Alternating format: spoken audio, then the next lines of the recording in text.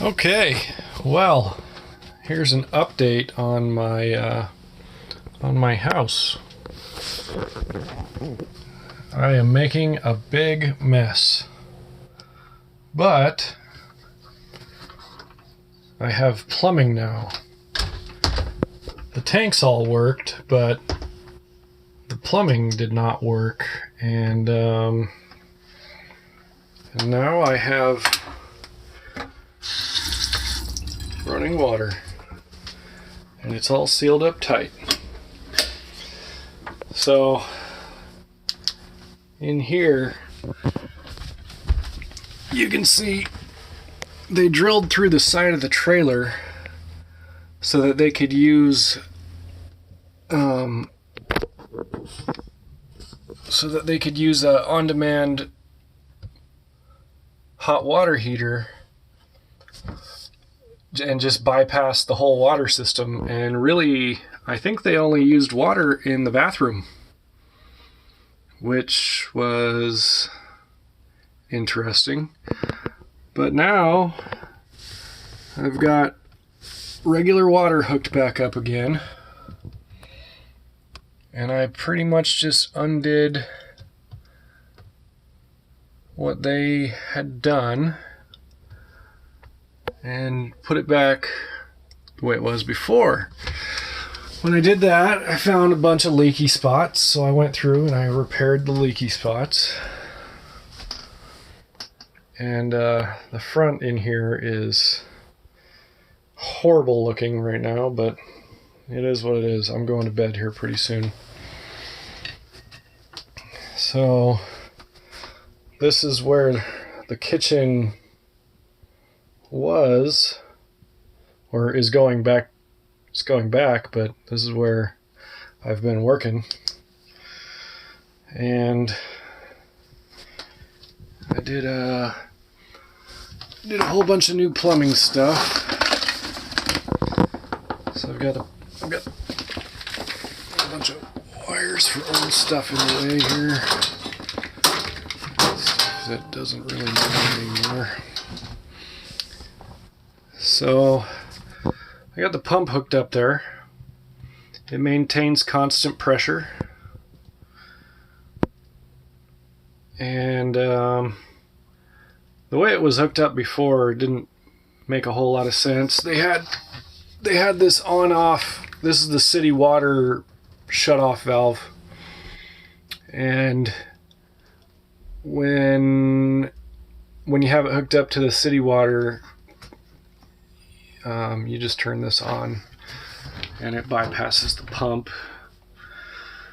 But they had this valve brought all the way out to the front, run down about 1.5 feet, and then they had it run all the way back. They had bypassed the pump, and the pump was just sitting there getting old, and it was bad. It was all bad the way they had it hooked up. So I just kind of put everything back to where it was supposed to be. So I took out the old hot water heater.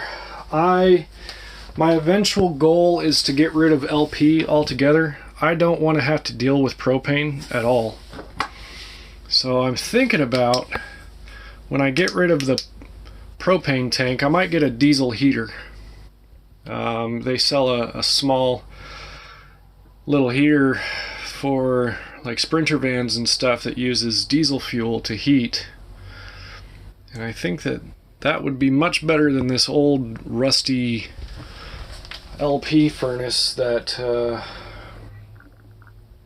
it's fairly efficient for being 35 years old, and it heats well, but I don't want to deal with propane. So this is my 4-gallon under sink hot water heater. It actually works pretty well. It takes about 10 minutes to heat all the way up. It gets really hot if you want it to. And it's gonna be plenty for what I have to do for, doing dishes every night and taking a shower. And since it only takes about 10 minutes to heat up, that means if I go off grid that I'll be able to do a whole bunch of things at once when I run the generator. You know, I can heat the hot water heater. I don't know, whatever I can cook dinner, heat the hot water heater, and I don't know, do whatever else with the generator on for as long as I want to. And then that thing will stay hot until I want to take a shower or do dishes or whatever it is that I got to do. But it works pretty well, better than I expected.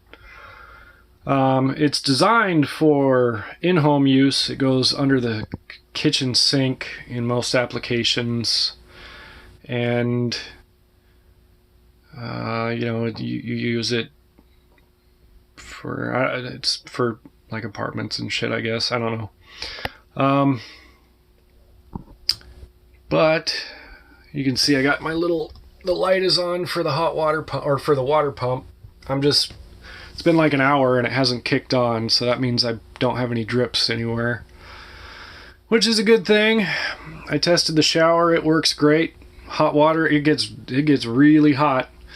Toilet works, everything works, and I don't have any drips and I don't have any wet spots, so I'm happy. You can see this orange hose right here in the middle of everything. Well, underneath that orange hose is inflow and outflow copper tubing, which is connected to the radiator or the heater core that the engine runs on. And what it was designed to do was, there was a heat transfer for the old LP water heater. So after you got done driving, you had hot water whenever you got to where you were going. You had hot water when you got there, so you could take a shower or do dishes or whatever you use hot water for. And there was it also had a unit hooked up to it that was this one's the outflow into, say that this one's the flow. Say the flow goes this way. So there was two other lines that ran under and down over underneath the bathroom and through the other side out into the bedroom. And it was hooked up to a radiator fan that you could run during when you were driving, to also help heat the cabin as well. So that's pretty cool. I don't know if you can hear the cat fight.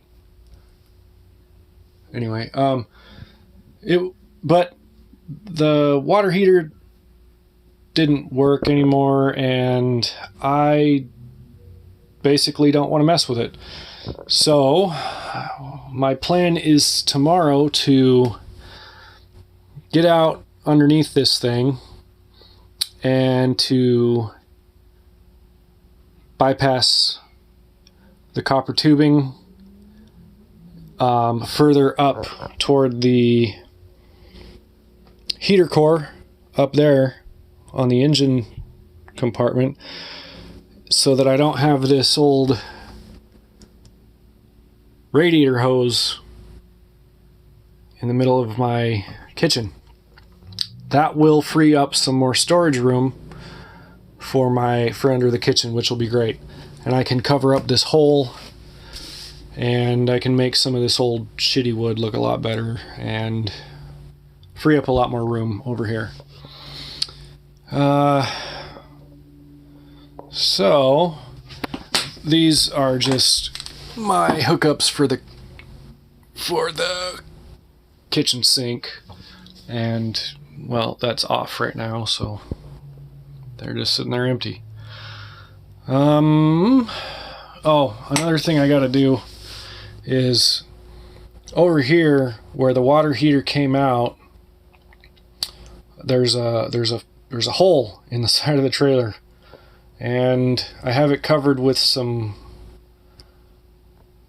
chunks of plywood right now, and I just have it screwed in to block the big air gap, so that I can, so that I'm not venting out heat and bringing in cold air constantly. And so I've got to fix that. I'm going to get a sheet of aluminum and rivet it to the size of the hole, and I'm going to do the same thing on the outside, so that it's easy to remove if I ever do want to go back to a regular RV style hot water heater, which I doubt, but it's possible. I would rather stay electric. That's just my personal preference, because I want to be able to not have to go to the store every 5 minutes and get propane.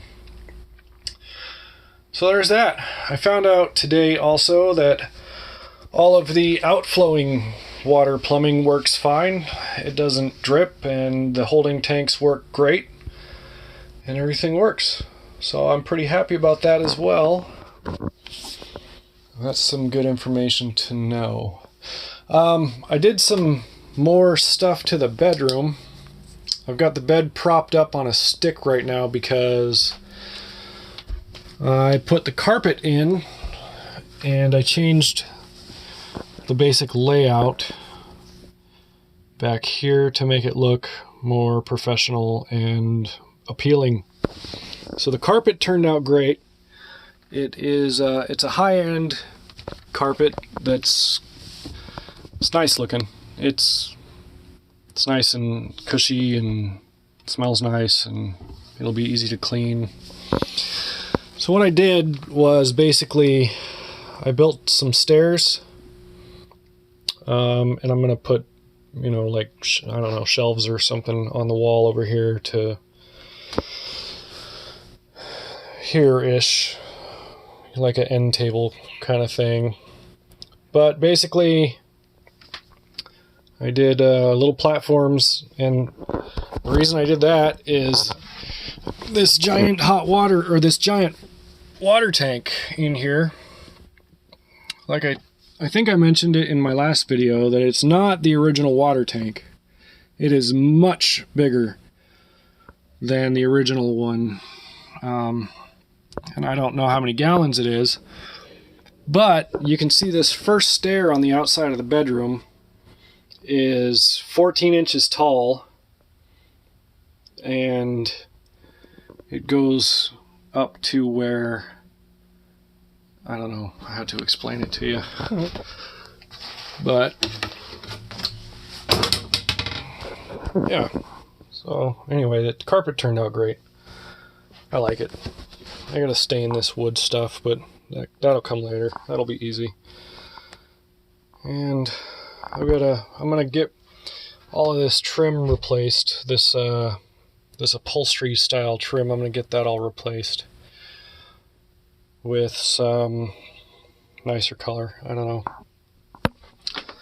But inside this storage compartment, I reduced the size of the storage compartment so that I could have a place to kick my shoes off when so when you get out of bed, you don't want to just step on your shoes, and you don't want to have to put them in the compartment every time.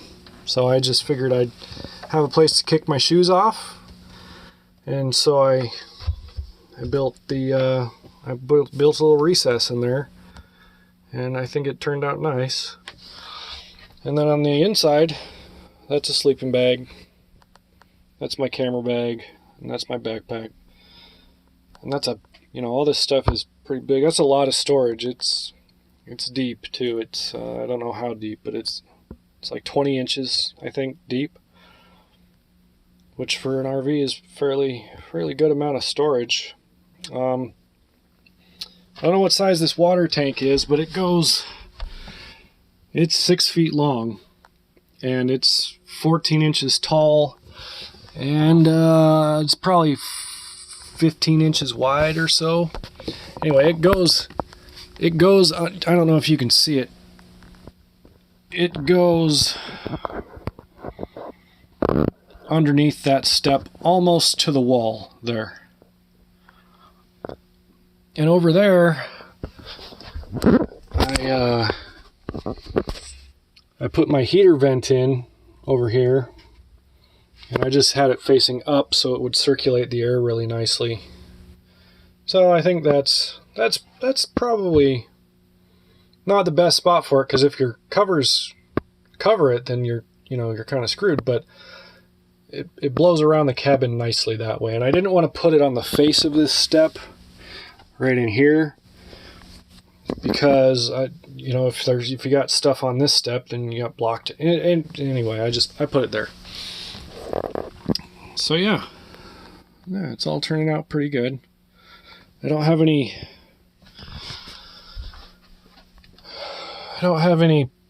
shocks or lifting things on the bottom of the bed yet, but those will come in time. Till then, I got this whole chunk of flooring wood that is just holding it up. So I'm going to put it down and show you the other thing that I did this week.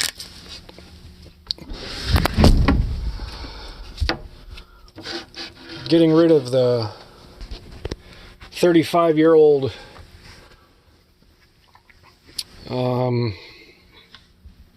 all of the 35-year-old linen that, all of the different materials, like these old curtains. They're made of felt, and they were made high quality, for 35 years ago. But if you touch them and, if you move them at all, basically they fall apart, and then you've got all of these little felt particles flying around in the air.